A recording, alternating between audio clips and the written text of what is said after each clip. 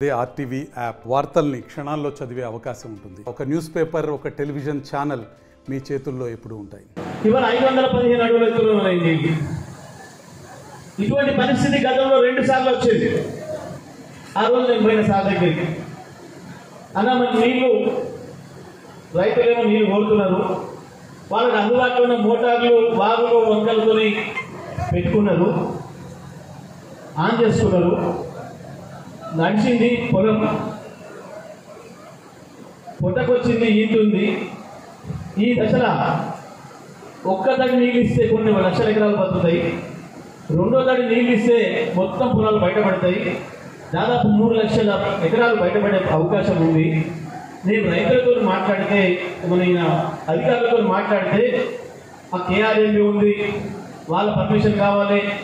మీ ఇంటి రైతాంగానికి ఒకవేళ మీకు ఎన్నికలు ఉన్నాయని చెప్పి ఉంటే ఎన్నికల కమిషన్కి ఉత్తరం రాయండి, నేను కూడా సపోర్ట్ చేస్తా. 2 లక్షల రుణమాఫీ నువ్వు ఇవాళ రద్దు చేస్తానంటే ఓట్లు ఏమైనా కానీ నేను నీకు సపోర్ట్ చేస్తా అని చెప్పాడు.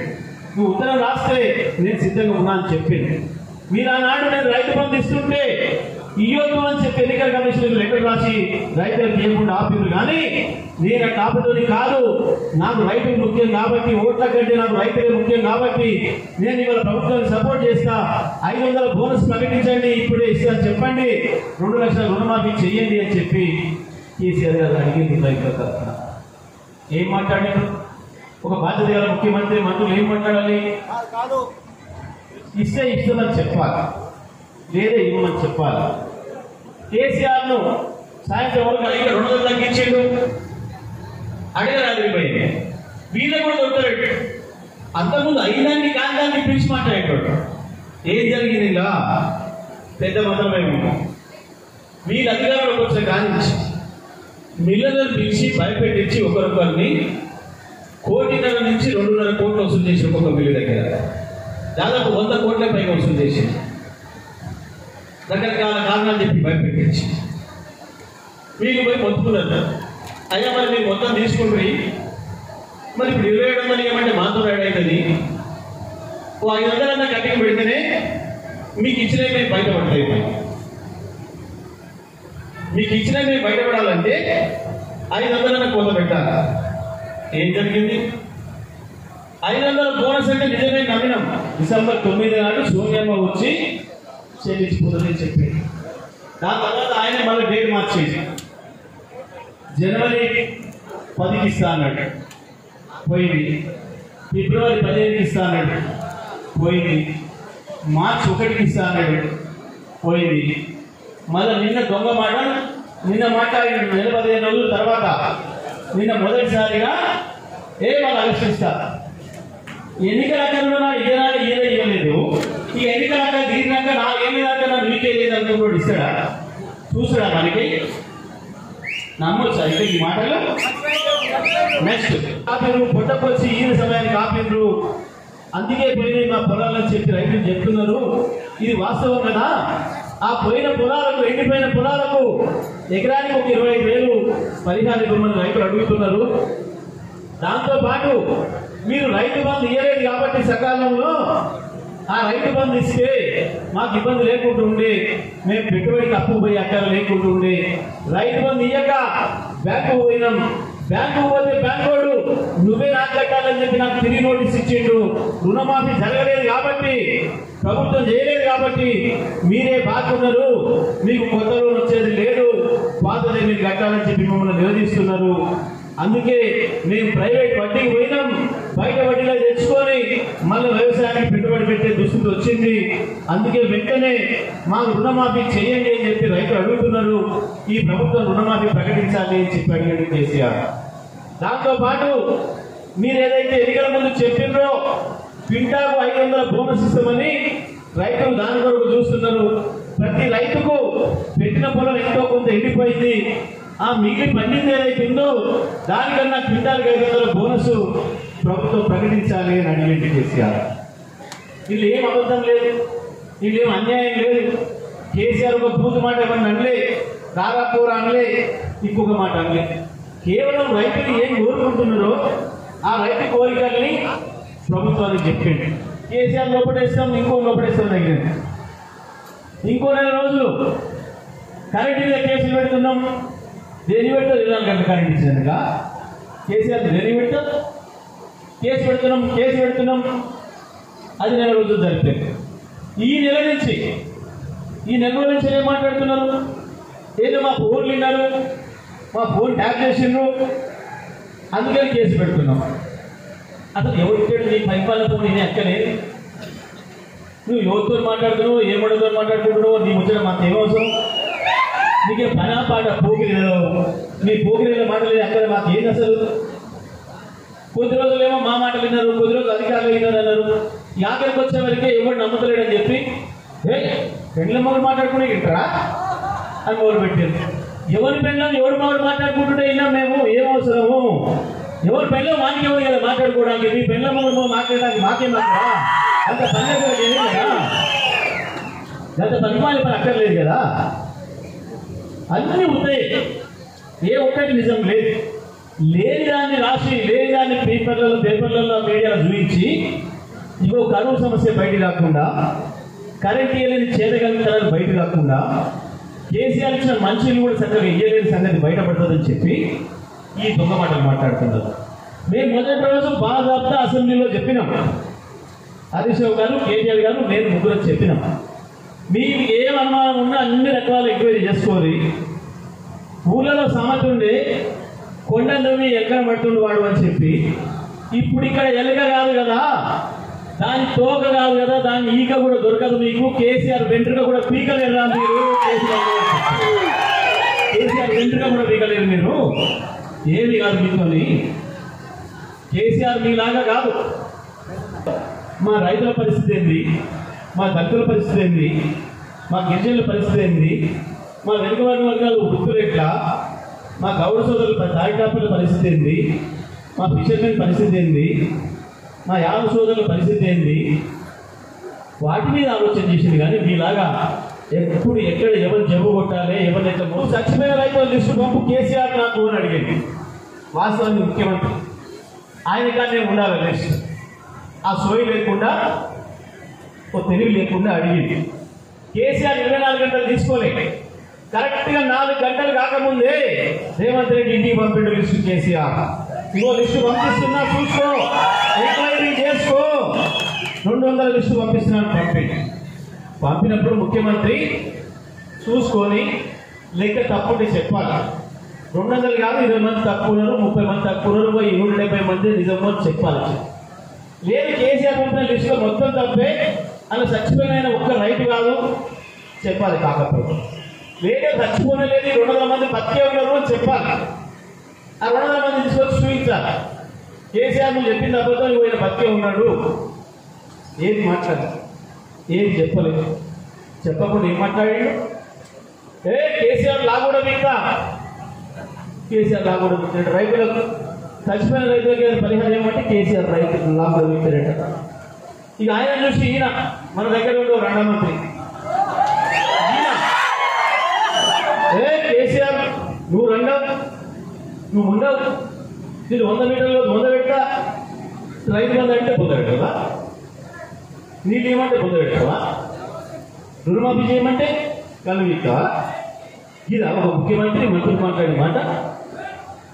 ఇదా మీరు మాట్లాడాడు? ఆ నుంచి తెల్లవారి కరీంనగర్ నుంచి ఫోన్లు వచ్చినాయి. కరీంనగర్ రైతులు అందరూ కూడా, సార్ మీరు మా దగ్గర కూడా రావాలి, మా బాధ కూడా చూడాలి, మాకు నీళ్ళాడు కనబడుతున్నాయి కాళేశ్వరంలో, కానీ ఆ నీరు మా పొలాలకు ఇస్తలేరు, కక్ష పెట్టుకోనింది ప్రభుత్వం, నువ్వు ఒకసారి వచ్చి చూడాలి మాకే చెప్పేసి వాళ్ళు ఫోన్ చేశారు. మంచిది 5వ తారీఖు వస్తా అని చెప్పింది. 5కి వస్తున్నా అన్నాడు కేసీఆర్. 5కి వస్తున్నా అని చెప్తే అదే రాత్రి లాభం నడిచి ఎమ్మడే ఆన్ చేసిన మొత్తం లిఫ్ట్లు. 3 నెలల నుంచి ఏదైతే కాళేశ్వరం లేదు లేదు అని చెప్పిండ్రో ఆ కాళేశ్వరం లిఫ్ట్లు ఆన్ చేసిండ్రు. రైతులకు నీళ్ళు ఇచ్చేది, రైతులకు నీళ్ళు ఇచ్చేది. ఎందుకు అంటే రైతులు లాగులు బీక్తారన్న భయాన్ని. కేసీఆర్ లాగు నీరు బీకుడు కాదు, మీ లాగులు బీక్తారన్న భయానికి రైతులు ఆన్ చేసేది. పాపం ఎట్లానైనా ఇవాళ లేనే లేదన్న కాళేశ్వరం.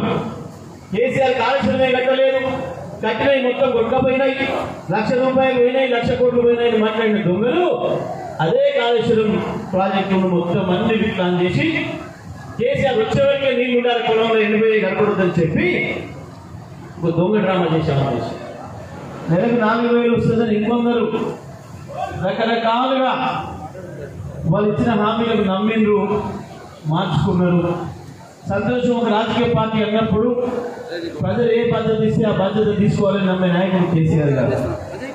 మా అందరికీ మీకు చెప్పి గెలిచిన ఎమ్మెల్యేలకు అందరికీ మీరే తొందరపడకుండా ఏమనుకుండ్రి, ప్రభుత్వానికి కొంత సమయం ఇద్దాం, కొంతకాలం ఉన్నది చూద్దాం ఏం జరుగుతుందో, ప్రజలు వాళ్ళు ఇచ్చిన మాటలు ఎంతవరకు నెరవేరుస్తారో చూద్దాం, నెమ్మదిగానే మాట్లాడదాము అని. మనం నిమ్మలంగా ఉందామనుకున్నా వాళ్ళు నిమ్మలంగా ఉండనియలేదు. అసెంబ్లీ పెట్టిండ్రు, పెట్టాల్సిందే. అసెంబ్లీ తప్పకుండా చర్చ చేయాలి, ఏదైనా ప్రజల సమస్యలు ఉంటే చర్చ చేయాలి. కానీ అసెంబ్లీ పెట్టి అనుకున్న లేపి మాత్రం తగ్గించుకున్న పద్ధతుల్లో కేసీఆర్ మీద అడ్డం నిలవడం మాట్లాడలేదు, అడ్డంగా దొరికిండ్రు, అన్ని అబద్ధాలు మాట్లాడే ప్రయత్నం చేసిండ్రు. అన్నింటిలో ముఖం మీద కొట్టాడు చెప్పినాం. మేము అప్పుల విషయంలో చెప్పినాం, కరెంటు విషయంలో చెప్పినాం, ఆర్థిక పరిస్థితి విషయంలో చెప్పినాం, ప్రాజెక్టుల విషయంలో చెప్పినాం. ముఖం తెల్లబడ్డది, నోరు మూసింది. ఉన్న కేఆర్ఎంని తీసుకుపోయి మొత్తం కృష్ణానదిని తీసుకుపోయి కేఆర్ఎంకి అప్పచెప్పే ప్రయత్నం చేశారు, కేంద్రానికి అప్పచెప్పే ప్రయత్నం చేశారు. ఆయన మాట్లాడినాం మేము అసెంబ్లీలో. మన ప్రాజెక్టులు తీసుకుపోయి కేంద్రానికి అప్పచెప్తే మన చుట్టూ మన చేతికిచ్చి మనం వారికి ఆలుపట్టుకోవాల్సి వస్తుంది. ఇవాళ నాగార్జున సాగర్లో నీళ్లుంటే ఏ నిమిషం అంటే ఆ నిమిషం వదులుకున్నాం, ఎప్పుడంటే అప్పుడు ఎస్ఎల్బిసి నీళ్ళు తీసుకొచ్చుకున్నాం. ప్రాజెక్టు మనం చేయకపోతే మనం అడుగు కూడా పెట్టలేము, వాడికి ఇయ్యొద్దు అని చెప్పినాం. ఇయ్యొద్దు అని చెప్తే కూడా అబద్ధాలు మాట్లాడే ప్రయత్నం చేసేది. మేము ఇప్పుడు ఇస్తలేం, కేసీఆర్ ఎప్పుడో ఇచ్చిపోయిందని చెప్పి ప్రజలు మోసం చేసే ప్రయత్నం చేసేది. సాక్షాత్తో సహా ఊహించినాం. మేము దిగిపోయే రోజు వరకు కూడా అది మన చేతుల్లోనే ఉంది, తెలంగాణ చేతుల్లోనే ఉంది. ఏ నిమిషం అంటే ఆ నిమిషం నాగరిక సార్ కట్ట నిలిపోయి నీళ్లు మనం ఎత్తుకున్నాం. కానీ మనం పోయిన రోజు రాత్రి తెల్లారి నుంచే కేంద్రం చేతికి పోయింది, కేంద్రం బలగాలు వచ్చినాయి. వాడే రాసిండు చక్కగా, కేఆర్ఎంలో రాసిండు. ఆంధ్ర ప్రభుత్వం ఒప్పుకుంది కానీ కేసీఆర్ ఒప్పుకోట్లేడు, అందుకనే మేము తీసుకోలేకపోతున్నాం అన్నమాట రాసిండు. ఆ కాగితం చూపించాక చక్కగా ఉంగింది. అయినా తప్పించుకునే ప్రయత్నం చేస్తే కేసీఆర్ చక్కగా నల్గొండకు వచ్చింది.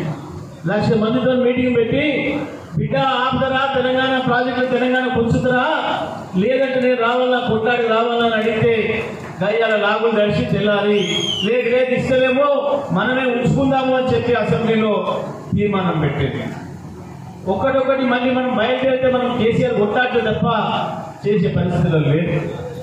నిన్న మొన్న మనం చూసినాం, మన జిల్లాలోనే కాంగ్రెస్ పార్టీకి ఓటేసిన రైతులే చాలా మంది గిరిజన రైతులు పొలాలలో నిలబడి సెల్ఫీ వీడియో తీసుకొని పెట్టింది. ఇగో నా పొలం ఈసారి 6 ఎకరాల పొలం 10 ఏళ్ళ నుంచి మంచిగా పండింది, ఇక మిమ్మల్ని నమ్ముకొని నాడు పెట్టినా కానీ ఇగో ఎండిపోతుంది, ఇప్పటికే 1,00,000 పెట్టుబడి పెట్టినా మమ్మల్ని కాపాడండి అని చెప్పి రైతు సెల్ఫీలు పెట్టుకొని సోషల్ మీడియాలో పంపించింది. స్వయంగా ఈ జిల్లా మంత్రులు చెప్పుకున్నారు, ఈ జిల్లాలో ఎమ్మెల్యేలు చెప్పుకున్నారు, ఎవరు పట్టించుకోలేదు. తప్పని పరిస్థితుల్లో మన దగ్గరికి వచ్చేది, టీఆర్ఎస్ పార్టీ నాయకుల దగ్గర, ఈ కార్యకర్తల దగ్గరకు వచ్చేది.